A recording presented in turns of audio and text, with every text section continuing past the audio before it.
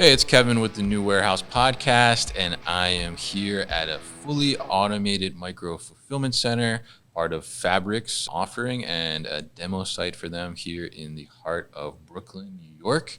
And definitely an unsuspecting place, I'll say, from the outside. As I walked in, just a little door that said Fabric, and you walk in and you see all this amazing automation going on with their technology here that they've built out. And I'm joined with Jonathan Morav. He is the VP of Sales for Fabric, and we're going to talk a little bit about Fabric, micro fulfillment, and the technology itself today. So, Jonathan, thanks for welcoming me in, and thanks for coming on the show as well. Thanks for visiting us, Kevin. Thanks for having me. Appreciate it. Definitely. So, very interesting stuff here, and obviously we are in a small space. We are in, I think you told me it's about 7,000 square feet that the automation lives in, yeah. Right? Pumping out a lot of serious volume. But I guess before we dive into all the details behind that and get into kind of some of the technology around that, why don't you tell us kind of a little bit about Fabric and the journey of Fabric over the last couple of years? Yeah, sure. So Fabric's a fulfillment technology company. We were founded in Tel Aviv, Israel, almost 9 years ago. And we have developed a proprietary robotic fulfillment solution, which we've been able to apply across varying segments, from micro fulfillment on one side of the spectrum all the way through more enterprise size fulfillment operations. Yeah, and it's very interesting, and the technology here is pretty incredible. I got to see a demo before this conversation, and it was very interesting to see it in person and see it live and how it's operating.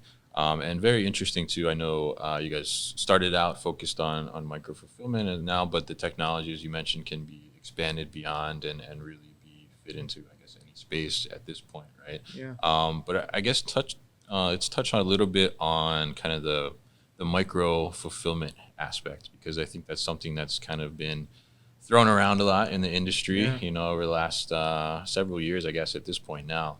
But it's definitely changed and has evolved into, applications that maybe make sense for micro fulfillment. But I think also the definition of micro fulfillment, right? Sometimes people think micro, very small, and sometimes micro maybe is not as small as you would think. But I'm curious, from maybe your perspective or Fabric's perspective, I mean, how do you define micro fulfillment? It's a great question, and you can ask 10 different people and probably get 10 different answers on this question. But I think the way we look at it really goes back to the origin story of the company, which was trying to solve for how do you pull forward the operating point of fulfillment in a more dense urban area in order to give brands, grocers, retailers, 3PLs the ability to offer the best service level to their customers in terms of speed, availability, and of course doing it in a way that is economically viable. And so for us, the story of micro fulfillment was always one of how do you deploy a system like this in a very dense urban area in order to unlock, on-demand same-day deliveries. Yeah. Right. And that was kind of the first principles thinking that we applied when we were thinking of, what needs to be true of such a system in order to unlock this operating point. We're sitting in a 100-year-old building in the heart of Brooklyn, New York, and in Gowanus. We have the Gowanus Canal literally right behind us. Yeah, I saw it where I parked across the street. And so, we basically started with this operating point of, okay, a lot of the more traditional fulfillment technologies on the market today were built on the opposite end for the opposite end of the spectrum, which is 2 or 3 or 500,000 square foot facility in Lehigh Valley, Pennsylvania, which is 3PL land. Oh yeah, right. And what we found is a lot of those solutions, because of the way they're architected and the topology of them, you couldn't just take them and just shrink them down into this operating point, right? They just have that constraint. And so we went ahead and we built a solution from the ground up that allowed for the maximum flexibility, allowing us to utilize what we would call like irregular spaces, right? Spaces that you typically would not support such an operating point, such as the one that we're sitting in today. But also being a system that has the ability to drive what we call very high UPSF, right, which is throughput per footprint. So, you have to be able to do a meaningful amount of volume out of these types of facilities, right, in order to make the operating point a viable one. And so those combination of factors are kind of what led us to this. Is how we think of micro fulfillment. Yeah. Is really just pulling the operating point closer to the end customer, and enabling super fast, super efficient, and super economically viable outcomes for the retailers offering those SLAs to their customers. Yeah, absolutely. And I think that's such a key point for me, if I were to define micro fulfillment, is certainly being able to provide that faster service level, and ultimately just being closer to the customer, right? Yeah. Like as you mentioned, from an economic standpoint, there needs to be that density and that throughput, as you mentioned, to be able to take advantage fully of all that square footage that's there. Yeah. And you mentioned something in there too about the irregularity of some spaces, right? And as you mentioned, we're here in what would probably be normally considered an irregular space, maybe for a fulfillment center. It's not your behemoth like you mentioned out there. That's 300, 500,000, maybe 1 million square feet, right? So tell us a little bit about, I guess, as the technology was being developed and is continuing to be developed, I mean, how important is it to continue to have that flexibility in the technology for fabric to be able to apply to some of those irregular applications? Yeah, I mean, flexibility is key. So when you start thinking about deploying in more dense urban areas, a couple of things start to become pretty apparent pretty quickly. Yeah. The spaces are just much smaller. Right. Yeah. Right. So your topology, your system architecture and topology need to take that into account. You can't be very fixed in how you think about your topology. Right. You can't have a rigid structure that has no modularity to it, because there's no way you can scale across many facilities because there are only so many facilities that can match the profile of something that a fixed architecture would allow. Right. Yeah. The second is just real estate is just much more expensive. Yeah, absolutely. Right. And you need to be able to utilize every square foot of that and maximize the amount of output you can gain from that facility.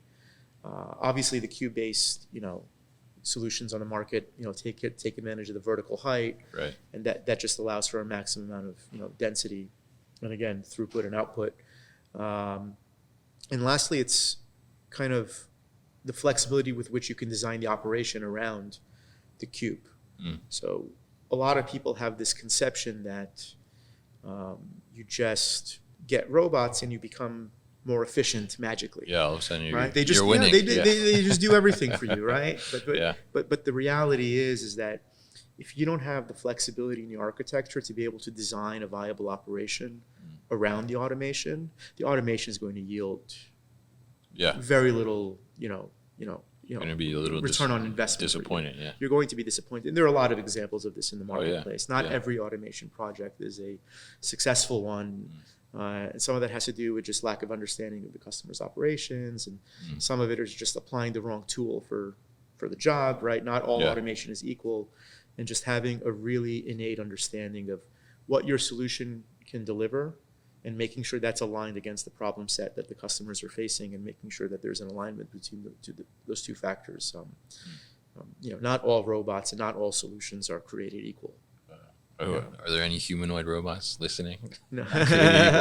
But yeah, I mean, I think, it's very interesting. And I think even, you mentioned the regular architecture. I mean, even as I look around the building here, I mean, I see, there's old wooden beams and ductwork and pipes that you wouldn't typically build out in like a new fulfillment center or warehouse type of space. So it's very critical to have that kind of flexibility, as you mentioned, and important to understand that and maximize that square footage, as you said. So I guess tell us a little bit about the technology, because it's like ASRS system. What did you guys call it? It's in a family of ASRS systems. Cube-based ASRS. It's an aisle-based system with a bit of a twist, and so we designed the system obviously for the purpose of deploying in these types of regular spaces, which is kind of the first principle that we had. But beyond that, we've designed the system in a way that allows for what we call graceful degradation. And so, if you look at a lot of the legacy architectures out on the marketplace, there's this very prevalent theme of like single point of failure. If you take your old school conveyor-based system, conveyor goes down, you big got a bottleneck, bottleneck, big bottleneck happens. Aisle-based shuttle, single shuttle-based, system, shuttle goes down, aisle goes down, station goes down, can't get to the inventory that's in that aisle. There's kind of this lack of continuity of operations. And so when we were developing our system, we did so in a way that decoupled a lot of elements. So even if on a subcomponent level something fails, which naturally occurs because it's technology and technology mechanical, fails. that's stuff going on. That's just the reality. But even if you do experience such a failure, you're doing so in a way that still enables the continuity of that operation to continue in what we call graceful, slightly reduced capacity, but not in a way that's just creating additional bottlenecks or just creating a complete stoppage of work, right? And so the idea is just to deliver a solution that has extremely high uptime, but even when there is an event, you can continue your operations in a relatively efficient and productive manner. And we were able to do this by decoupling, this shuttle mechanism that now is decoupled into two different types of robots: a lift robot that travels up and down the aisles, extracting totes, and a ground robot, which is responsible for the goods-to-person element. And you have multiple lifts in an aisle, and if a ground stops on the ground, you can just travel around it. If a lift stops in an aisle, you have 5 or 6 other lifts in the aisle all working around it. And, we've built a suite of tools to handle those types of subcomponent failures in a remote manner.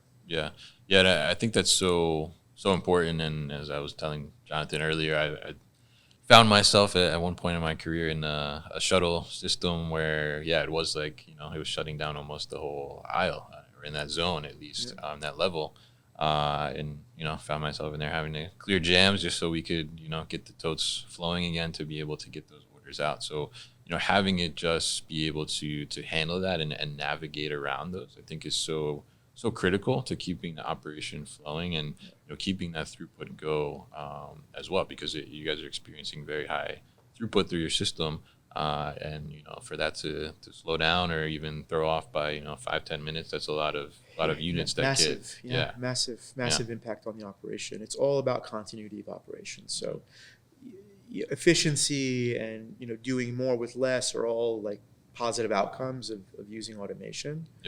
But in a post-COVID world, and we saw quite a bit of disruption during COVID. You could say that. Ensuring the continuity of operation is paramount to any business remaining viable. Absolutely, and I think that's so important. I mean, it's the scariest thing I think probably in operations is when operation stops, right? So I mean, in that sense, talk to us a little bit about, because you kind of mentioned in there too the two different robots that are operating in here, and I think in some other systems and solutions that we see in the ASRS family, as you mentioned, rely only on like one type of robot. So tell us a little bit about the thought process there, and what's the advantage to having the two different robots from the lift to the ground one. Sure. So part of the design of decoupling this was, part of our fundamental thinking on, mitigating single points of failure.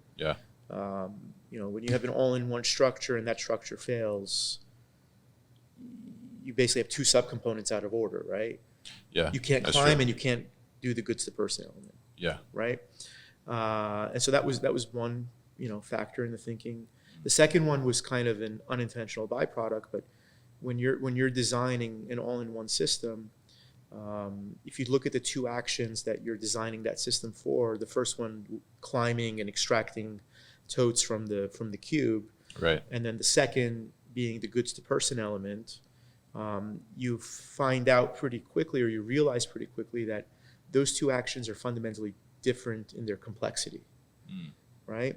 And so the lift mechanism is a very complex action, right? To climb racking and extract totes and bring them down safely in a robust, reliable manner is a very complex task. Whereas the goods to person element is actually a very, very simple task. You have Roombas operating in people's living rooms today, going from point to point, in an intelligent way, right?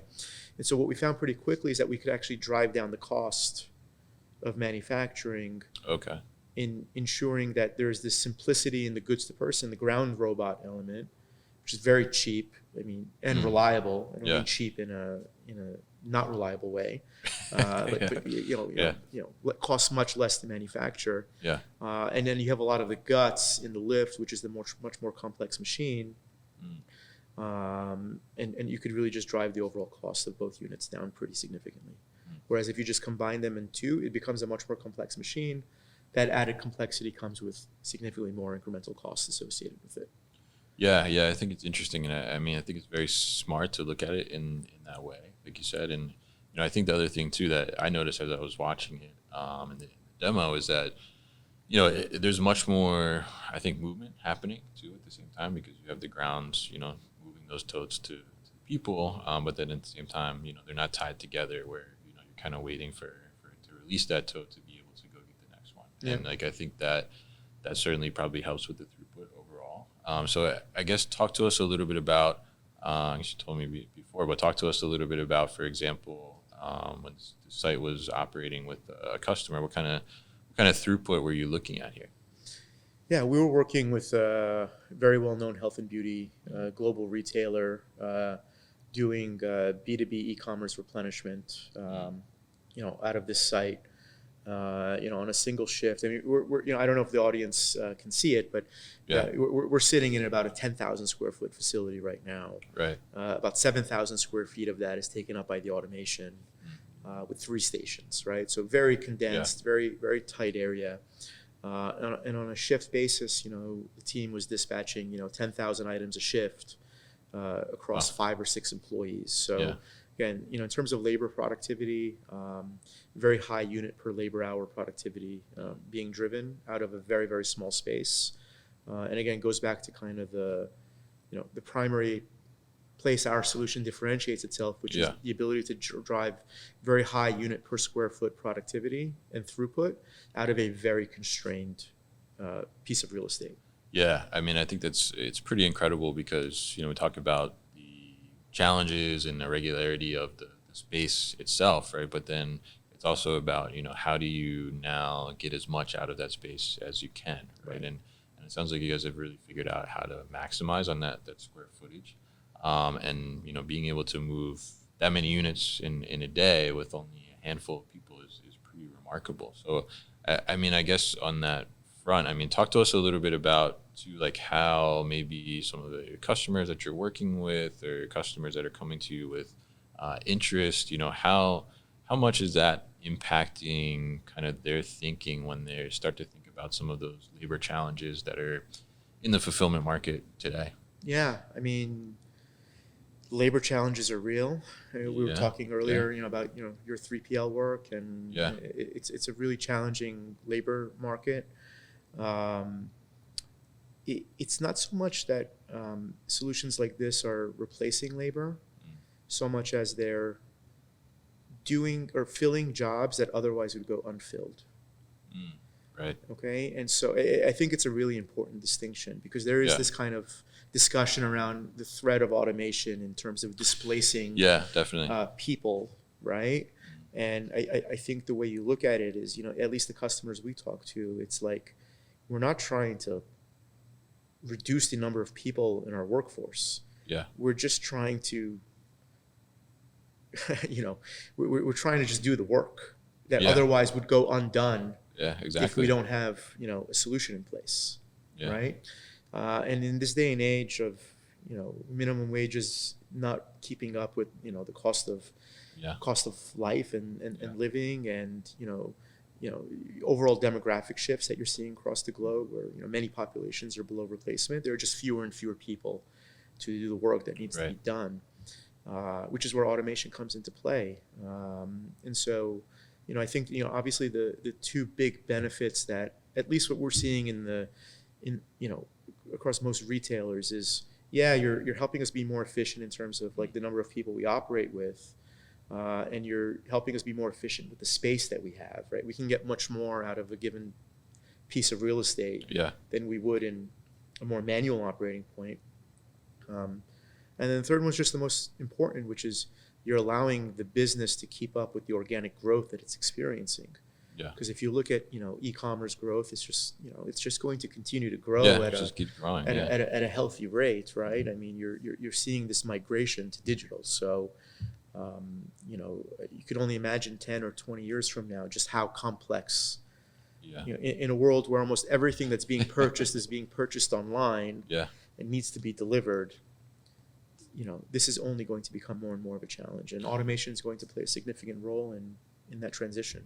Yeah, absolutely, and I think it's so interesting to see to me because you look at like the younger generation, right? I guess like Gen Z, right, is what we're calling them now, and they're coming in, and they're having such a impact and influence on driving a lot of this e-commerce volume, right? But at the same time, like, do they want to come and work in a warehouse and do those types of things? Yeah, I mean, Not these really. days they're just much easier ways to make $15 or $20 an hour, right? I mean, it's just not that appealing. Yeah, is the truth of the matter. Yeah. So and the flexibility of gig economy and all that stuff like that.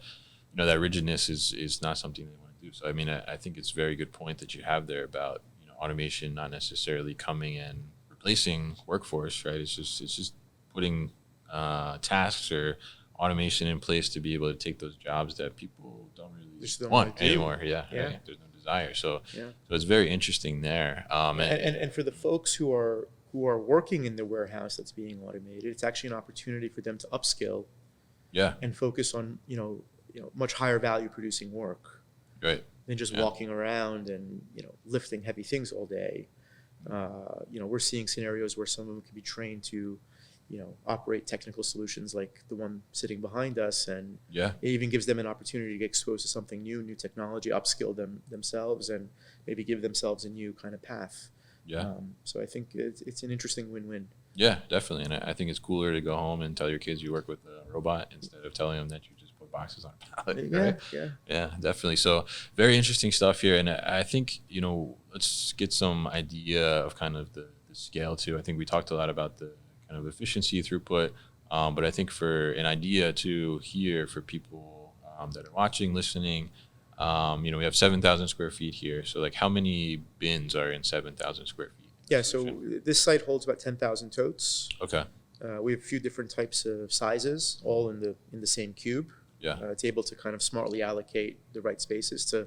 It's like Tetris, right? Yeah. It helps drive further, cube utilization, and then those bins can be subdivided, into multiple compartments per bin, to help drive further, cube utilization, and that's just customized to specific retailers, catalog, and volumetrics and velocity and things of that nature. And tell us a little bit too, because you were telling me about this on the different size totes, right? Yeah. How does that work within the system? Does it need to be that the larger totes can only go in one area, smaller totes can only go in one area? How does the system navigate having variability, I guess, in tote size?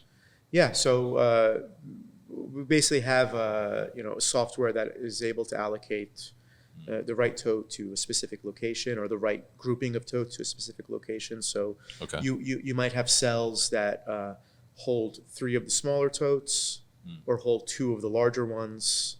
And it's able just to kind of play this jigsaw game to accurately and effectively allocate to the right cell. It's mainly there's kind of a hardware layer that kind of defines what you can fit, and there's a software layer that just decides what the optimal mix is. Yeah, interesting. Yeah, that's one thing I was interested in, because I guess the first thing when you told me there's multiple sizes, I'm thinking like maybe that's restricting, because like big totes can only go in certain areas, but the rack design of the way it is, it gives you that flexibility to mix kind of in the same area. It doesn't really necessarily mean one size goes here and one size goes there, right? Yeah, and it really there's the flexibility on the retailer side to determine based on their their SKU range, their velocity, their days on hand, the volumetrics of the goods in question, what the mix is, and maybe there is no mix.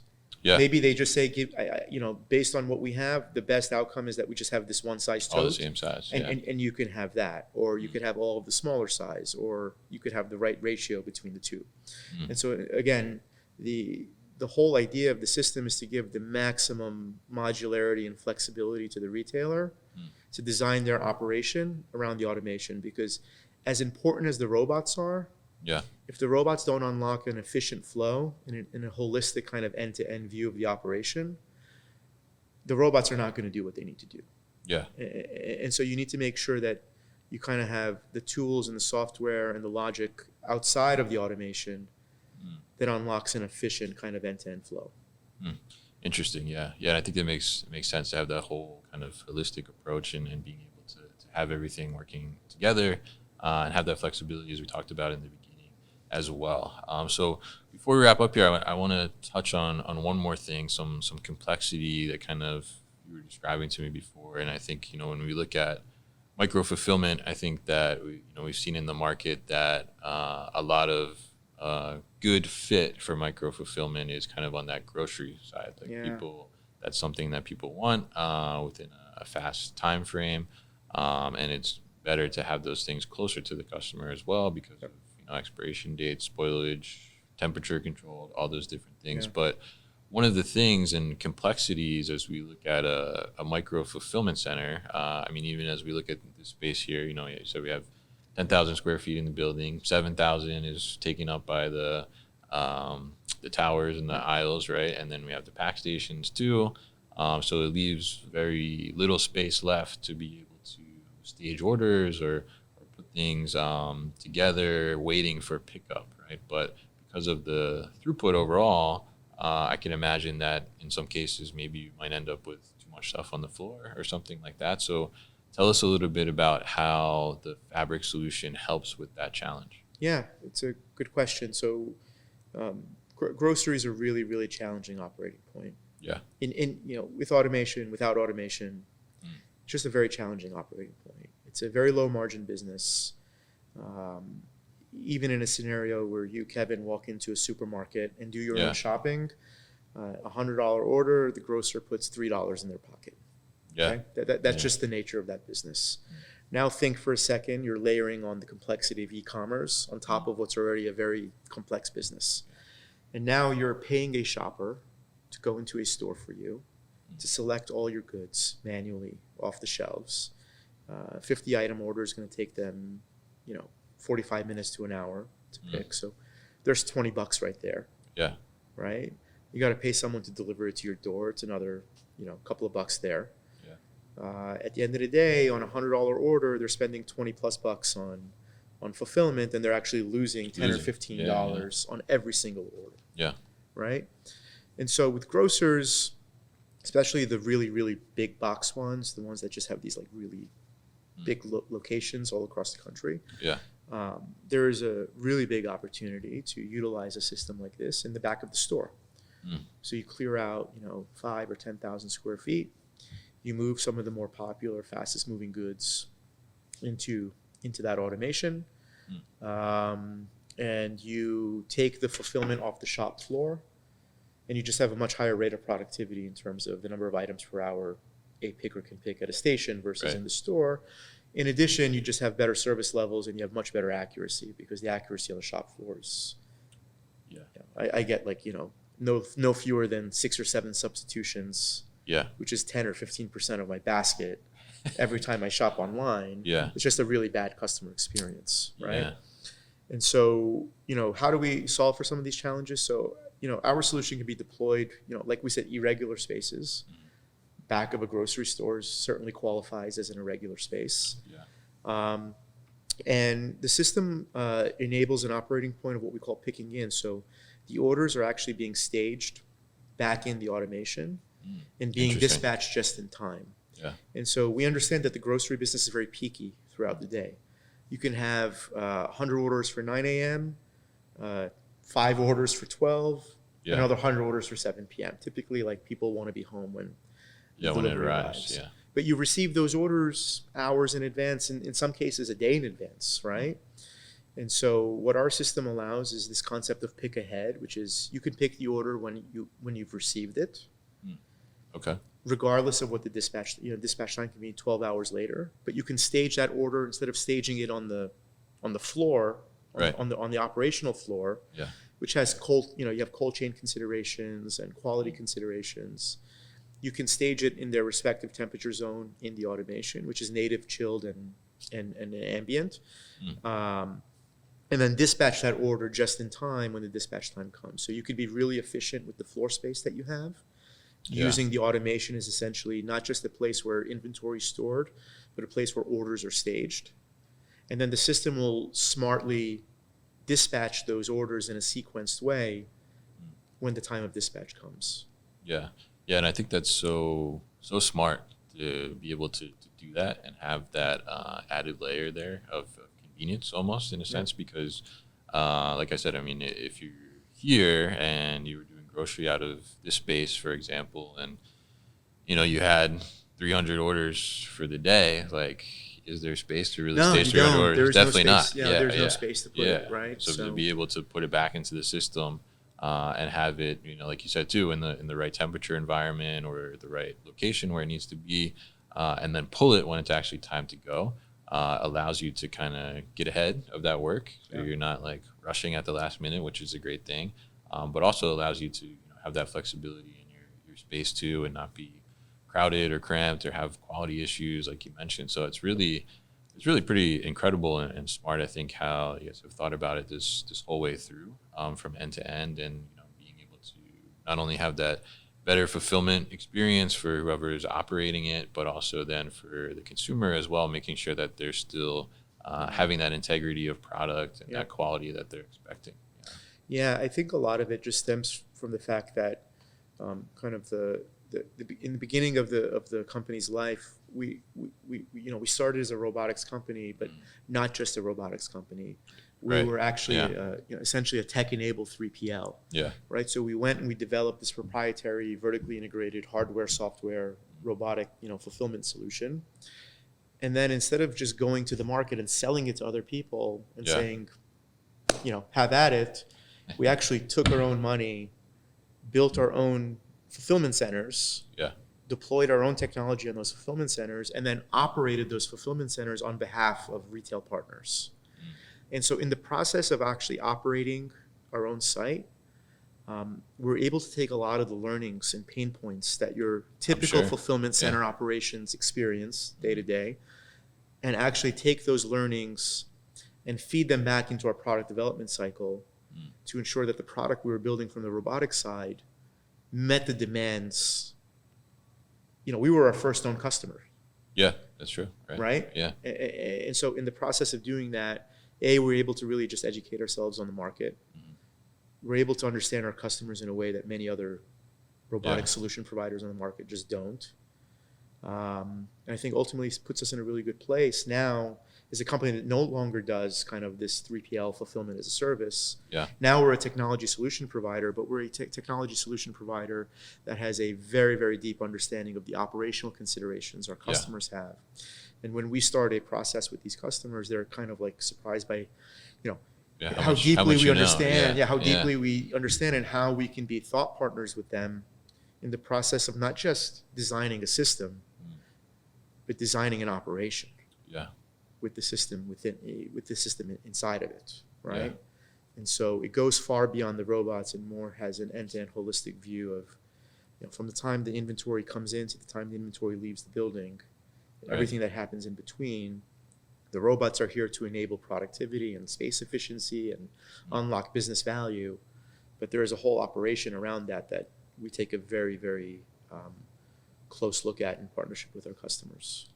Yeah, and I love that so much. I mean, I think it's such a great thing that you guys took that and had that experience to be able to really understand the business, basically, in the market, as you said, and understand those complexities and challenges that might arise, in your own terms first before it comes up with a customer, and those questions start to arise. And I think it's such a great thing, and it shows. Talk about the solution, and I've seen the solution working here. I mean, definitely shows that you've had that experience and you've developed a solution that can really handle a lot of those things. So it's very interesting solution here, and definitely very cool to see it live in person. So, I mean, Jonathan, I want to thank you for inviting me in and having me come here and check out the fabric solution here in Brooklyn. If people are interested in learning more about fabric, what's the best way to do that? Yeah, so you can go to our website, www.getfabric.com, getfabric.com, and take a look. There's a contact us page, and you could reach out. You could reach out to me via LinkedIn, or if you'd like to learn more about the solution and the company. All right, great. Thanks for having me today. Really appreciate it. Yeah, definitely. Well, thanks for having me. Yeah. And I got to ask too, I guess, before we close out. I mean, fabric. Where does the name come from? It's a really, really good question. So we were actually founded under a different name. So the first name of the company was Common Sense Robotics. Okay. And then we started our kind of transition to the U.S. market. And I think where it came from is that we wanted to be the kind of the fabric of the supply chain. It was kind of the I get it. It was kind of the thinking of the name, and that's how we kind of landed on that name. Oh wow. Yeah. Okay. Interesting. Yeah. I was curious about that. I mean, it's a very interesting name for a robotics company. Yeah. So, very interesting stuff with Jonathan here and at the Fabric location here in Brooklyn, and we'll definitely put all that information at thenewwarehouse.com as well, so people can easily find it. So, thank you once again to the Fabric team for having me on site today.